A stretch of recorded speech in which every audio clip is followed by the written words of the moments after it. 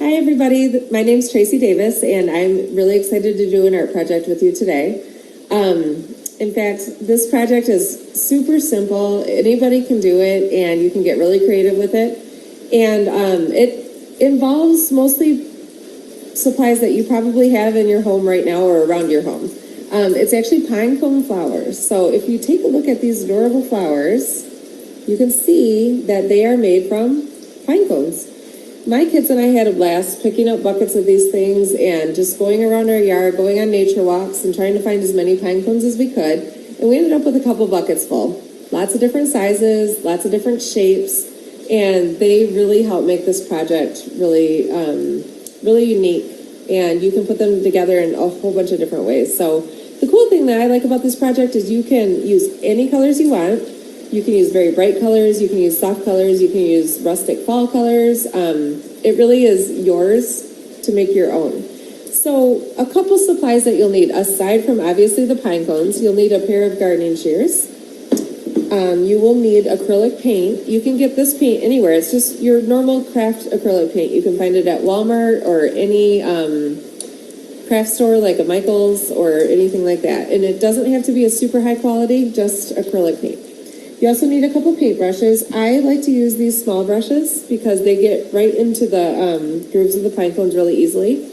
You could also use a paper towel. This helps if you wash your brush off and you want to get the water out of the brush so that you can use it for a different color.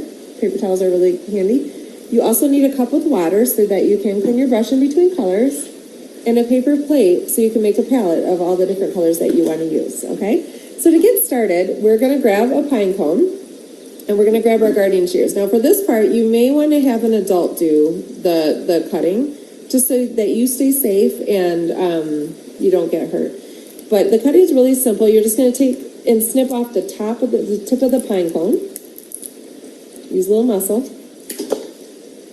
And what is really cool is after you snip off the tip of that pine cone, is you're left with an almost perfect flower. You can see the center and you can see all the petals around, okay? There's actually two types of flowers that can be made from these. There's this one that I just showed you by snipping off the top, and there's also this one, which makes a whole different shape of a flower. So I recommend doing a variety and making a whole bunch of these things. To go back for a second, the inspiration from this project came from my friend Mandy Garcia. She posted this project that she did on Facebook using these pinecone flowers to make this amazing wreath. So if you're feeling ambitious, do a whole bunch of these.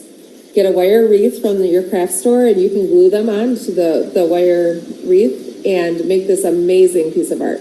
For today's purposes, we're going to make a few flowers, and we're actually going to take a wooden bowl and we're going to fill it and make more like a potpourri type of a project.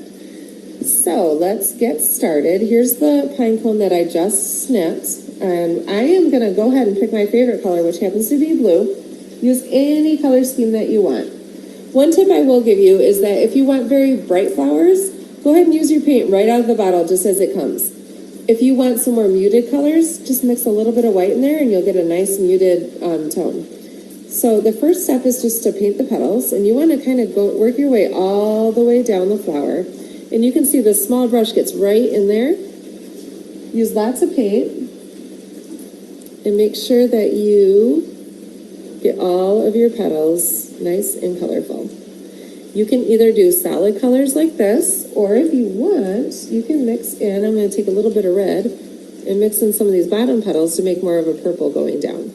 So you can get really creative with how you do this. And you're going to work your way all the way down the pine cone. Allow yourself to really enjoy this. It's very relaxing. It's very fun.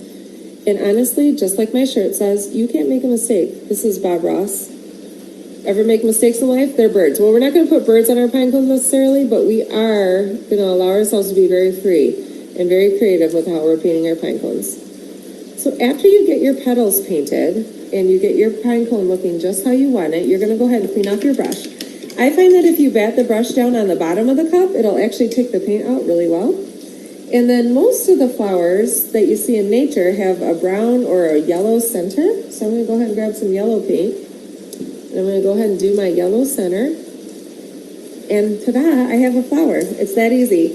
You can also get super creative and really abstract with these, and instead of sticking to the norm of what you see in nature, go ahead and throw a green center in there, or a purple center, or whatever color you want. You can make these as creative as you want to be. The other option, like I mentioned earlier, is to take the back end of the pine cone, and you can grab another color that you like. I'm going to grab this really, really bright pink, and you can go ahead and just paint up this back end. And just for fun, I'm going to add some highlights to the center of this, so you can see how that softens up the color, but it also adds a little bit of a pop to the whole flower. And as you paint around, you can create another kind of a flower, and it's really pretty.